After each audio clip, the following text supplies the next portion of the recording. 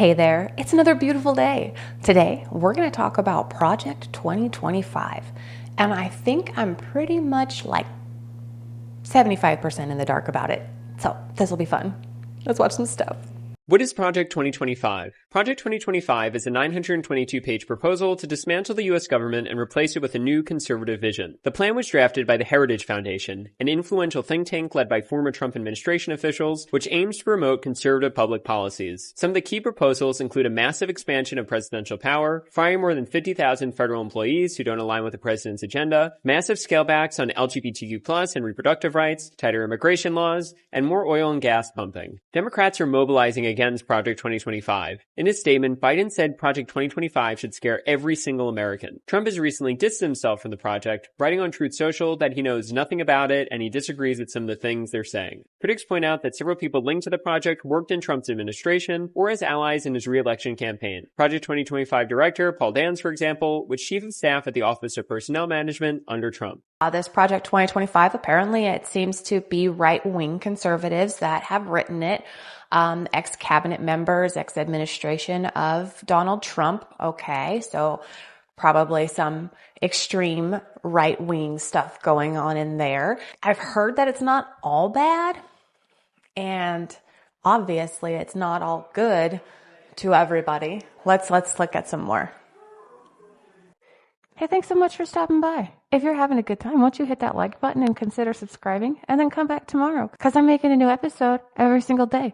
And if you got something you'd like to say, let me know down in the comments, because I respond to each and every single one of the comments that I receive, unless they're from Jerry Howard, because he drops like 9 or 10 and it takes me a little while to get to him. We read through all 900 pages of Project 2025, so you don't have to. Here's the most important things you need to know in 90 seconds. You probably have heard about Project 2025, the well-funded effort by the Heritage Foundation and more than 100 other organizations to enable a future anti-democratic presidential administration to take swift, far-right action that would take our country backward.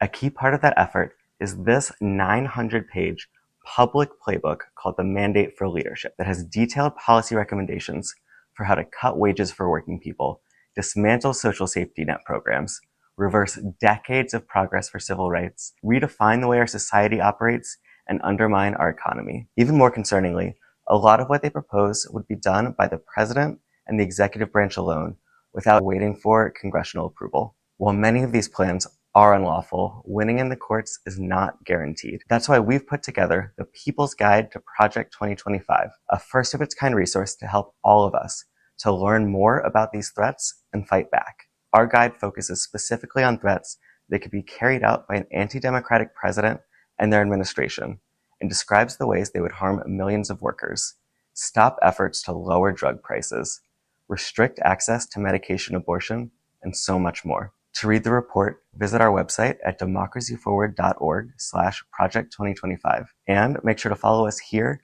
as we continue to break down Project 2025 and the threats it poses to people across the country. Basically, what I'm finding is a whole bunch of Democrats talking all kinds of crap on this Project 2025. Which is completely understandable, because when you take a Democratic's political, views and you take a Republican's political views, they're not the same. So they do butt heads, right? And just like if this was a Democratic, agenda, there would be Republicans over here going, what the hell is all of this crap? And then the Democrats would be going, hey, it's not all that bad. That's kind of how it is. So, yeah. Project 2025 likely isn't going to happen, and even if it did, wouldn't be the end of the world. It'd probably be a good thing. The Heritage Foundation, the think tank behind Project 2025, have very little power, especially compared to the American Israeli Political Action Committee. The United Nations Agenda 2030 would be more restrictive of your freedoms, than Project 2025 would. If you're afraid of the idea of the largest mass deportation in history, just know that would only have to be like 1.4 million people, which is nothing. And since 2018, we've known that there's between 11 million and 22 million illegals, and another 12 million have crossed in the last 4 years. 3.2 million came in 2023. Nearly $1 trillion are sent in untaxed remittances to foreign nations by people who currently inhabit the United States. Contrary to popular belief, illegal inhabitants do pay some sort of taxes, those being income taxes, Medicare, and Social Security taxes.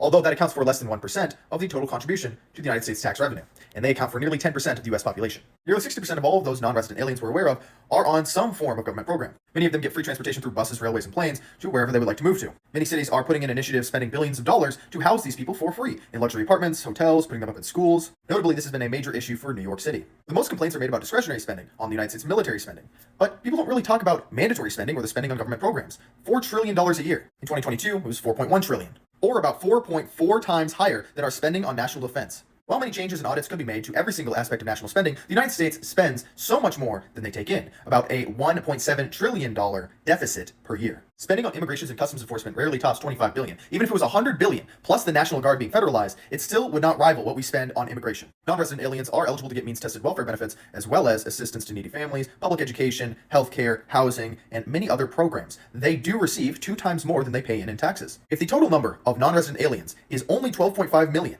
then the total cost to the United States taxpayer is about $84 billion in government expenditure. If the number again is 12.5 million and not above that, the cost of amnesty would be about 3.8 trillion US dollars. So leftists can do this fear-mongering tactic saying that it's bad to try to defend your border or to have laws for immigration and naturalization. Alternatively, conservatives rely heavily on the idea that there are drugs and terrorists coming across the border. It's a lot harder to explain to people that there's a net drag on the system when things aren't done properly. It's a lot harder to explain a position that this is significantly costly to public transportation, public education, public healthcare, and public social programs, as well as costing you if you're trying to get a job. Native-born workers in the United States have lost 2 million jobs since the February of 2020. Here's a better display of that graph coming from the Federal Reserve Bank of St. Louis.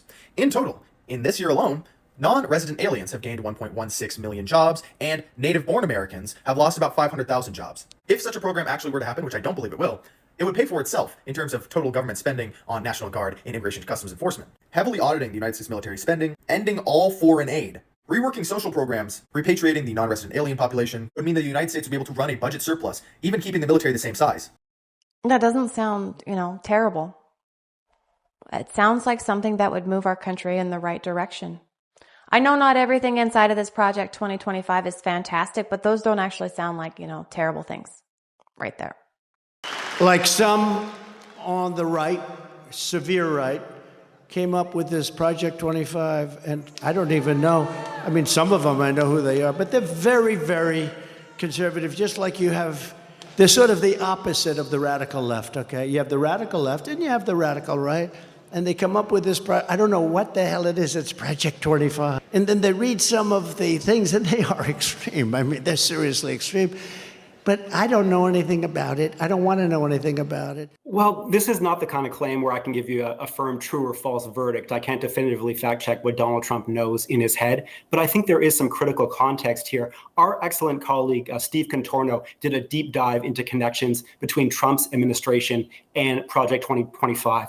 And Steve found that at least 140 people who had worked in the Trump administration had a hand in Project 2025, including half of the people listed as authors, editors, and contributors to its big 900-page manifesto document. And Steve wrote that includes 6 former Trump cabinet secretaries, 4 people he nominated as ambassadors. One of them is former ICE chief Tom Homan, who Trump keeps saying as recently as this week he plans to give another prominent role in a next Trump administration. And that's not all. Steve also found that dozens of additional former Trump officials hold positions with other outside conservative groups that are advising Project 2025. So the total connections he found is at least 240 people formerly in Trump's administration involved or connected in some way. Well, yeah, of course they got in touch with these people. These were the most recent, higher ups people in their political party. Duh. Who cares who they worked with? I've worked with a lot of people and I don't know what they're doing now. Does it matter? Not really. Does whatever they do or say have any connection to me? No. Just because they worked with me? No. That's not how it works. These people were in a position of power under a Republican president. So yeah, you talk to them. You find out what he likes and you kind of go with it, right? That's how any good book is written.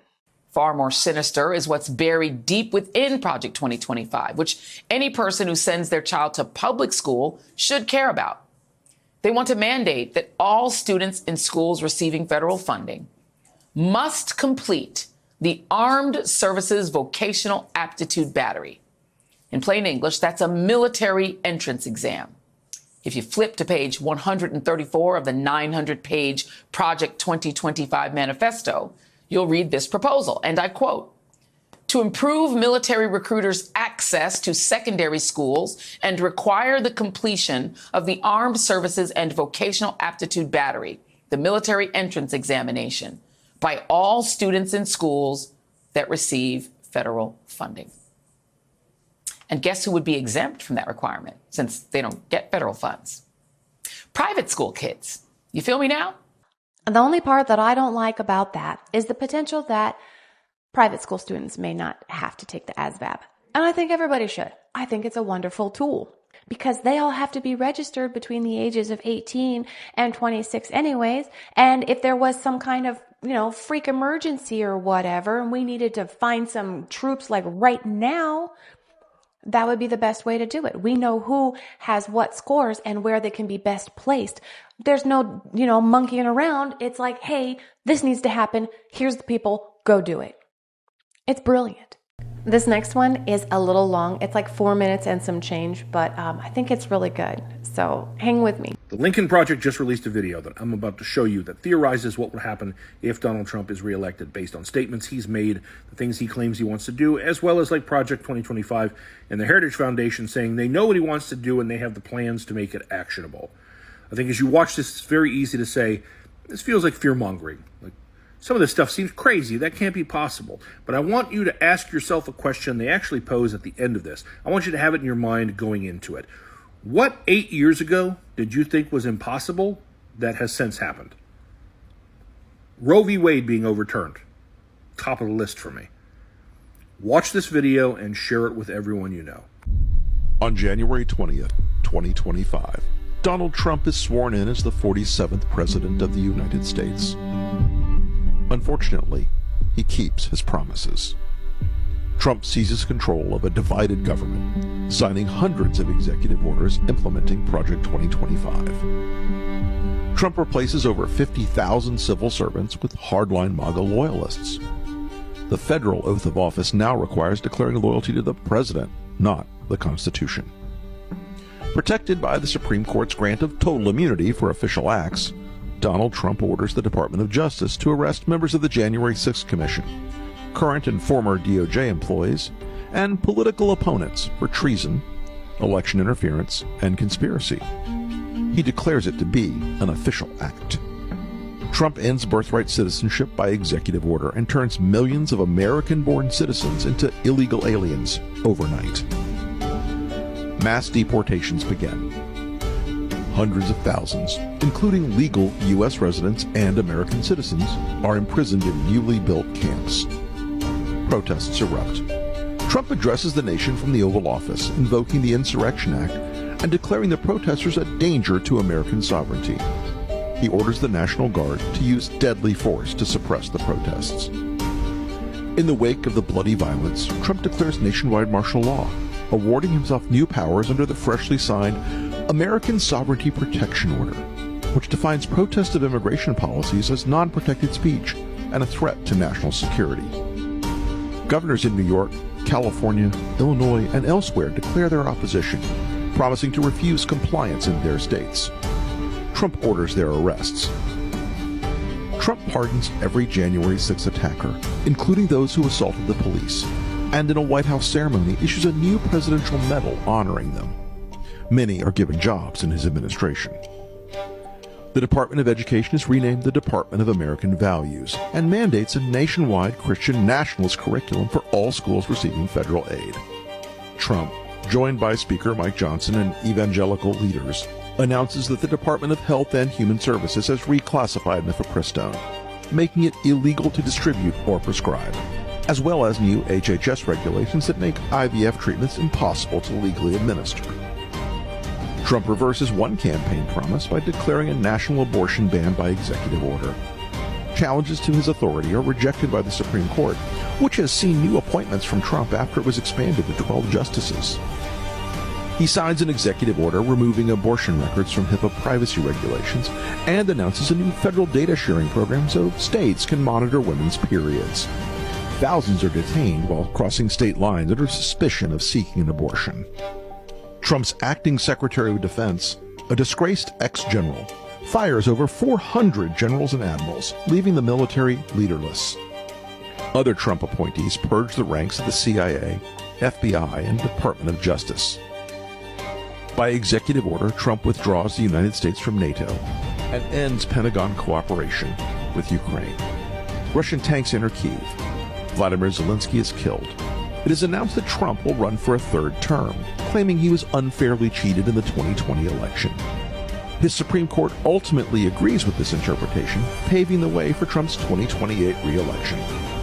If you hear all this and believe it isn't possible, then ask yourself, what did you believe was impossible just 8 years ago? This isn't a fantasy. It's Trump's plan, and he's counting on you to believe it couldn't happen. This was released as like a public service announcement of sorts by the Democratic Party to scare you. It's all fear-mongering is what I feel anyway. And they're basically saying Trump gets into presidency and he's going to do all of these bad things that are in this agenda that is written by the ultra-far right wing, and then the whole government's going to sit back and go, oh yeah, Mr. Trump, yeah, that's a great idea. You go right on ahead and you go ahead and do that, sir. That's not how our country works. It's not how it works. I don't think that's how it's going to go. I don't think this is going to come into play. Yeah, there are some things there that I think are fantastic, and they would move our country in the right direction. And there are things that are in, Trump's Agenda 47, that are fantastic, and they would be great for our country. And yeah, there are some things in there that are absolutely freaking scary. But you know what's insane is when I tried to research this on TikTok, I get 99% Democratic views of how bad this is. Nothing about the good stuff, all bad. And who it's bad for, and why it's bad for this person, and why it's bad for that type of person, and why it's bad for this color person. It's ridiculous. What I have here, I've given you one pro Project 2025 video. That's the ratio. And it's even less than that are pro, that are being fed to you through TikTok. And I even put in things like Project 2025 is good. Nothing. It's crazy. It's crazy the amount of material that is being pumped out that is against, Republican political views. It's crazy. On that note, I'm calling it for today. Thank you so much for sharing your time with me. Come on back tomorrow. We're going to talk about new stuff.